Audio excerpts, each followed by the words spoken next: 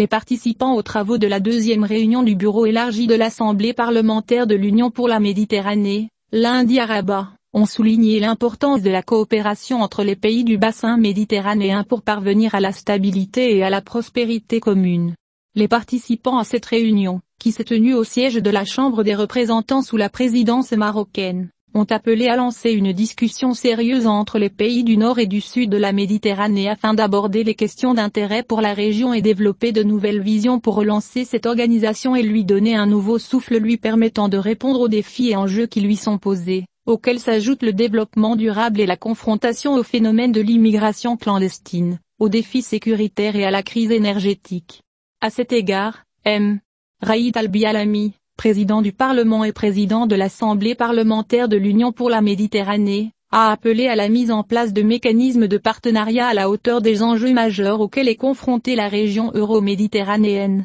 Construisons de nouvelles politiques et visions parlementaires ancrées, et luttons pour des mécanismes de partenariat compatibles avec les événements successifs et à la hauteur de l'ampleur des graves défis auxquels nous sommes confrontés, a déclaré M. Albi-Alami, rappelant l'extrême contexte régional et international difficile, encore compliqué par la succession d'événements, de conflits armés et de crises. Pour sa part, la présidente de la Chambre des députés espagnole et vice-présidente de l'Assemblée parlementaire de l'Union pour la Méditerranée, Madame Merexel Petit-Lamana, a évoqué, dans un discours de circonstance, les liens historiques anciens qui unissent les pays du bassin méditerranéen, soulignant que cet espace ne doit pas constituer une barrière séparant ces pays, mais plutôt un lien et un facteur de stabilité et de prospérité commune. Madame Petit-Lamana a souligné la nécessité de parvenir à une plus grande intégration économique entre les pays du nord et du sud du bassin méditerranéen, afin de parvenir à une répartition plus équitable des richesses et de créer davantage d'opportunités d'emploi pour les jeunes de la région, faisant de cet objectif une priorité absolue, soulignant dans ce contexte que le bassin méditerranéen c'est l'une des régions du monde les moins intégrées économiquement,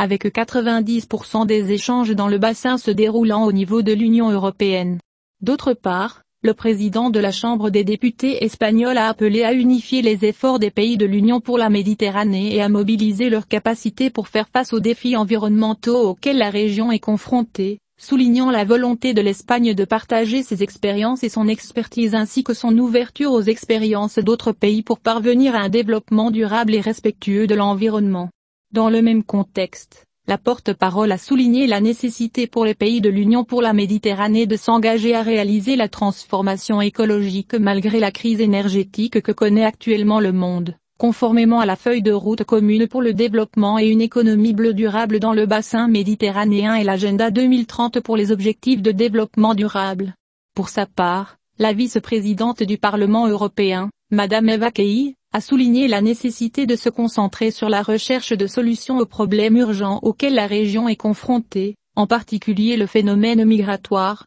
qui appelle à lancer des initiatives permettant aux plus jeunes générations pour trouver des opportunités d'emploi, appelant à trouver des ressources et à établir des mécanismes de financement des États membres afin de faire face aux causes de l'exacerbation du phénomène de la migration irrégulière. Madame Kaili a souligné la force et l'importance des relations de l'Union européenne avec les pays du sud de la Méditerranée, appelant à renforcer ces relations et à travailler pour construire des ponts de coopération et faire face aux défis communs auxquels la région est confrontée. Elle a également souligné la nécessité d'aboutir, dans le cadre des travaux de l'Assemblée parlementaire de l'Union pour la Méditerranée, à des recommandations qui se transforment en résolutions pouvant être mises en œuvre afin de répondre aux défis économiques, sociaux, sécuritaires et environnementaux auxquels la région est confrontée. Pour sa part, le vice-président de la Chambre des représentants égyptienne, Mohamed Abou Elouan, a appelé les pays du nord de la Méditerranée à augmenter le volume des investissements dans les pays du sud, notamment dans les infrastructures vitales et les projets énergétiques,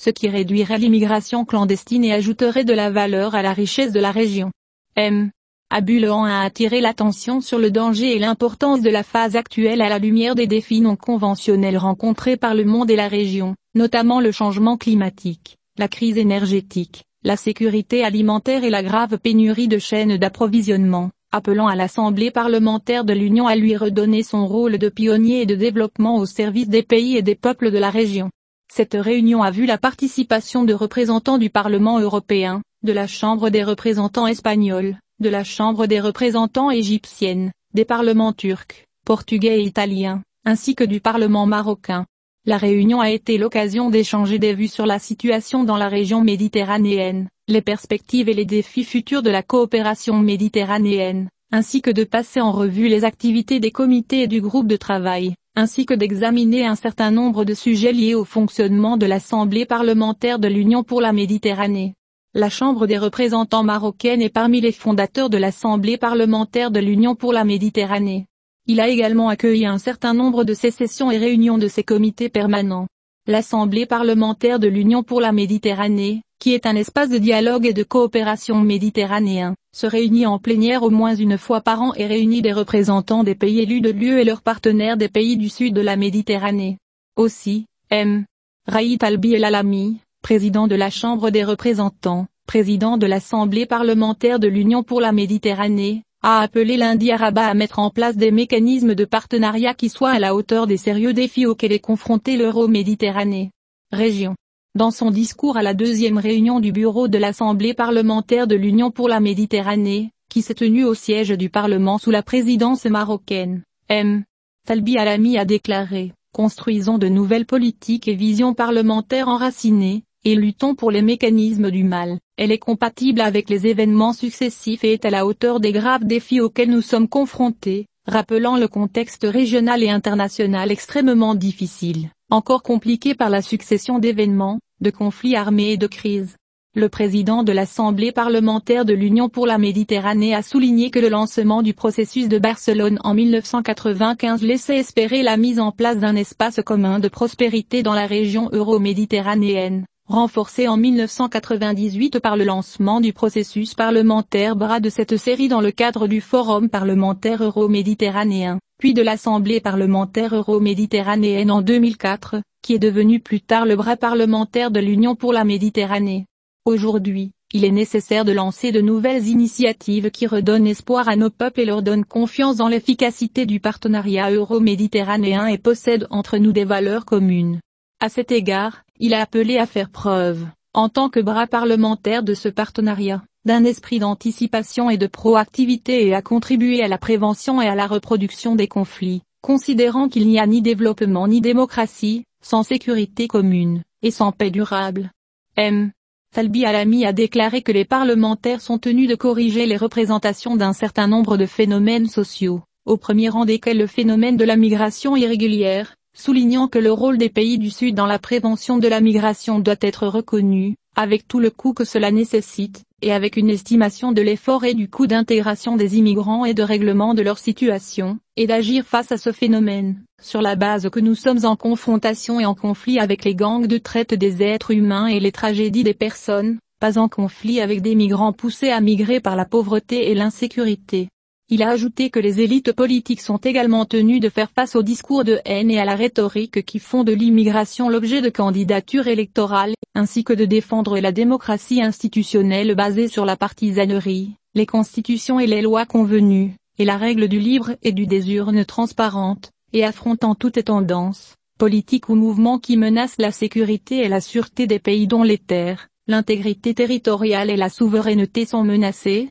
soulignant qu'il n'y a pas de menace plus dangereuse que les manifestations de sécession et les plans de démantèlement des États. C'est le terreau fertile de l'épanouissement du terrorisme et du sectarisme et de l'élevage de la violence et des situations non étatiques. M. Talbi El Alami a souligné l'importance de reconnaître la valeur de la restauration de la région méditerranéenne à son rôle historique et civilisationnel pivot dans les échanges, la stabilité mondiale et la restauration de la confiance dans les relations internationales dans un contexte international turbulent et des relations internationales tendues. Il a estimé que si cette confiance devient plus importante avec la tendance croissante à établir un système multipolaire, alors la solidarité entre le Nord et le Sud, agissant sur la base de la corresponsabilité et le respect des engagements, reste des points d'entrée indispensables. Il a conclu en déclarant « La préoccupation de nos partenaires du Nord face à l'actualité en Europe de l'Est ne doit pas décourager leur intérêt pour le partenariat euro-méditerranéen, qui doit être renouvelé en fonction des nouveaux contextes.